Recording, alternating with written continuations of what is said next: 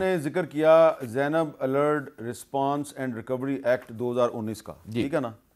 अच्छा, ये जो 2019 में ये बिल तो मंजूर हो गया, इस पे इम्प्लीमेंटेशन भी हो रही है, मिनिस्ट्री ऑफ ह्यूमन राइट्स करवाती है इस पे।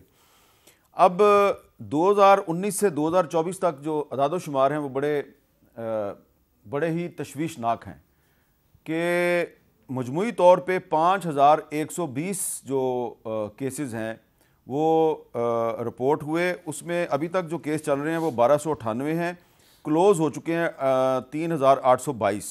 लेकिन जो पाकिस्तान में तशवीशनाक हद तक बच्चों के ख़िलाफ़ जराइम सबसे ज़्यादा जिस शहर में है वो है रावलपिंडी 334, इस्लामाबाद जो कैपिटल है पाकिस्तान का 397, 297, पेशावर 199, फैसलाबाद 178, शेखुपुरा 138, मुल्तान 134, कसूर 130, ओकाड़ा 134 और कराची जो पाकिस्तान का सबसे बड़ा शहर है उसके मुख्तलिफ जो डिस्ट्रिक्ट्स हैं उसमें 358 केसेस हैं। तो अब कराची भी बड़ा है, तो कराची से हमने इस प्रोग्राम में शिरकत के लिए दावत दी है रुकन कौमी असम्बली डॉक्टर निकत शकील साहिबा को, जिनका ताल्लुक MQM से और वो भी इस स्टैंडिंग कमेटी का हिस्सा हैं जिसका मैंने प्रोग्राम के आगाज़ में बताया।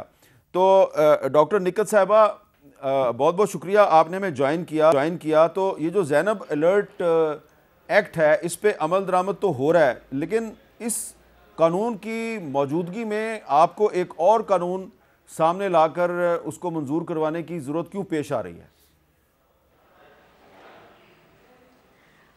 सबसे पहले यहाँ पे जो जितने भी गेस्ट मौजूद हैं उन सबको और हामिद मीर साहब आपको अस्सलाम वालेकुम and thank you very much for inviting me.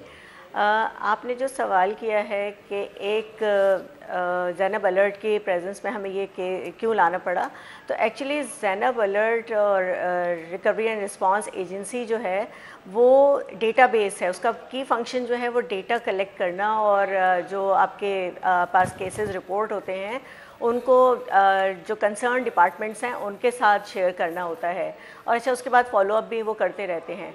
लेकिन जो ये नया हमारी MNA नौशीन साहिबा ने एक बिल वो किया है वो फेयर जस्टिस के हवाले से है।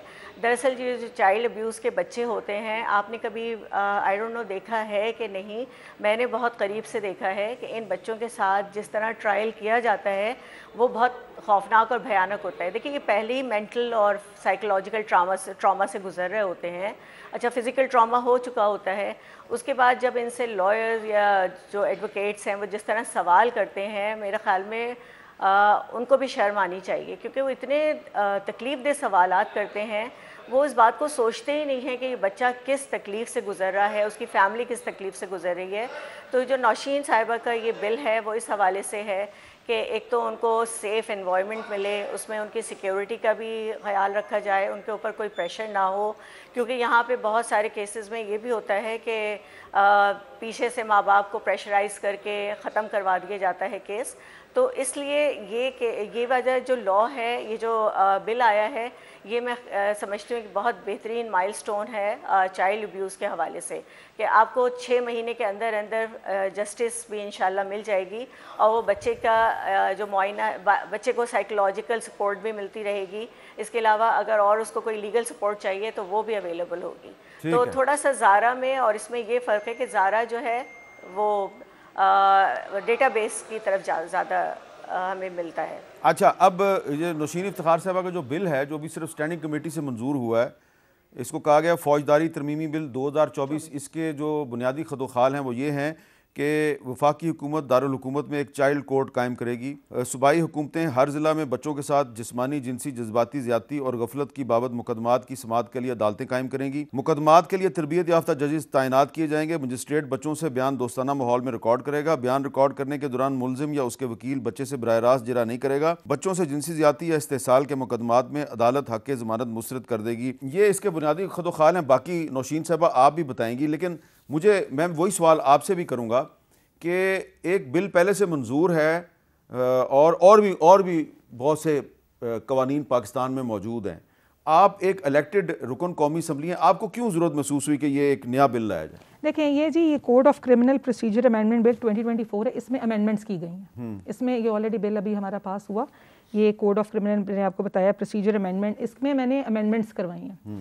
अमेंडमेंट्स की वजह ये थी कि देखें, हम लोग जो आपको पता है कि ग्रास रूट लेवल तक जब काम करते हैं तो जो मसाइल सामने आते हैं हम सब उनको हमें समझना भी है और उनको इम्प्लीमेंटेशन बड़ी ज़रूरी है। जिस तरह पहले मेडिकल जो था ये ऑप्शनल था, जिस बच्चे के साथ रेप होता है उसका ऑप्शनल था कि अगर बच्चे की मर्जी है कंसेंट देगा तो करवाया जाएगा, वरना वो ऑप्शनल था। अब इसको मैंडेटरी कर दिया गया। उसका तिब्बी मुआयना जो है वो पहले 48 घंटे में होता था, अब वो 24 घंटे में होगा।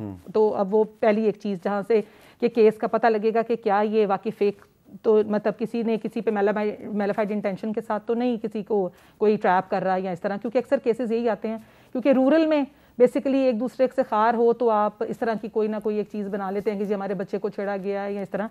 लेकिन इस चीज़ को ऑथेंटिकेट करने के लिए तो अब ये मैंडेटरी कर दिया गया। दूसरी चीज़ हमारे पास ये आई कि वफाक में और सूबों में जिस तरह डिस्ट्रिक्ट में कहा गया कि सेपरेट कोर्ट्स, वो ये वजह है कि जो JBV है हमारी जो हमारी काम कर रही हैं ऑलरेडी कोर्ट्स ये करती हैं जी जेंडर बेस्ड वायलेशन, इसकी कोर्ट्स में बच्चे भी जाते हैं और वहाँ पे जिस तरह के आदि मुजरिम मौजूद होते हैं वहाँ पे बच्चों के लिए एक फ्रेंडली माहौल नहीं है, एक एनवायरनमेंट ऐसा, ऑलरेडी वो ट्रॉमाटाइज्ड हैं। फिर वो जहाँ पर इस तरह के लोगों को मुजरिमों को देखेंगे तो बच्चा और जो है वो प्रेशर में चला जाता है और थ्रेट फील करता है। उसके बाद हमने ये कहा कि जी मैजिस्ट्रेट बयान ले रहा है, रिकॉर्ड कर रहा है, तो उसकी जो जरा है वो स्टेटमेंट रिकॉर्ड हो तो उसके सामने मुलजिम जो है वो खुद मौजूद ना हो, वहाँ पे कोई एक हमारा साइकोलॉजिस्ट और साथ में कोई एक ऐसा समाजी जो कारकुन है जो बच्चे के करीबी हो या प्यार से उसको हैंडल करे, तो जिस फ्री लाइक एनवायरनमेंट उसके लिए सेफ उसको फील करे।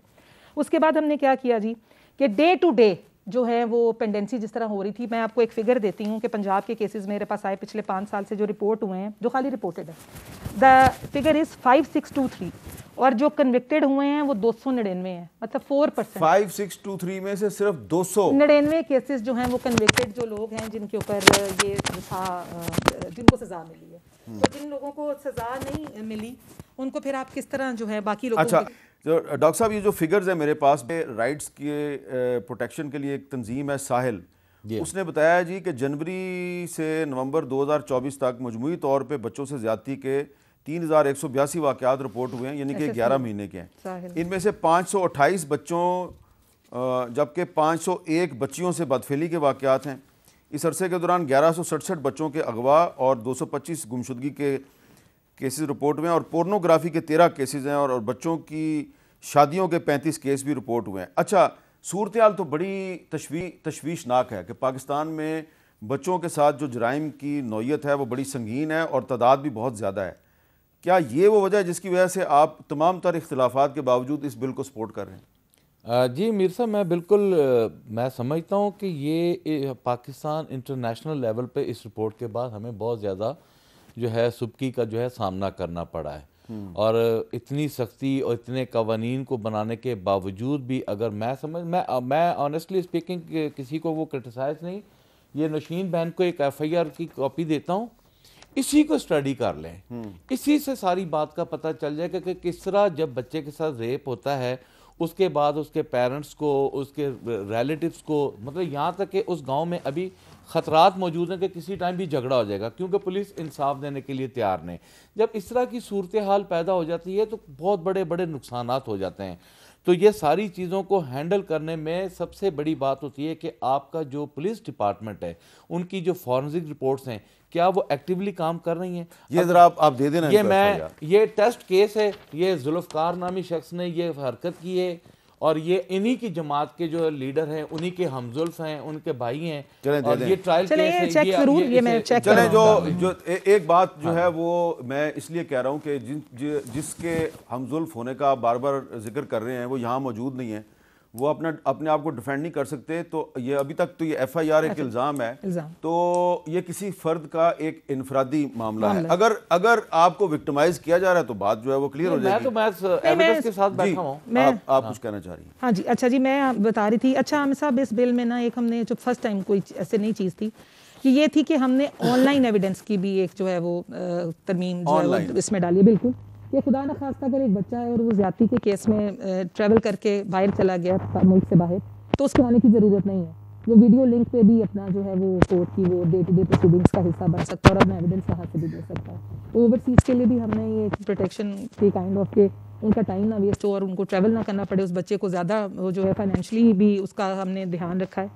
तीसरी चीज़ हमने इसमें यह की है कि पहले आपको पता है कि आइडेंटिटी जो है वो लीक हो जाती थी, और एक वो मोटरवे वाला जो आपको याद होगा रेप केस हुआ था, तो उसमें पहली दफ़ा हुआ था कि आप आइडेंटिटी रिवील नहीं की गई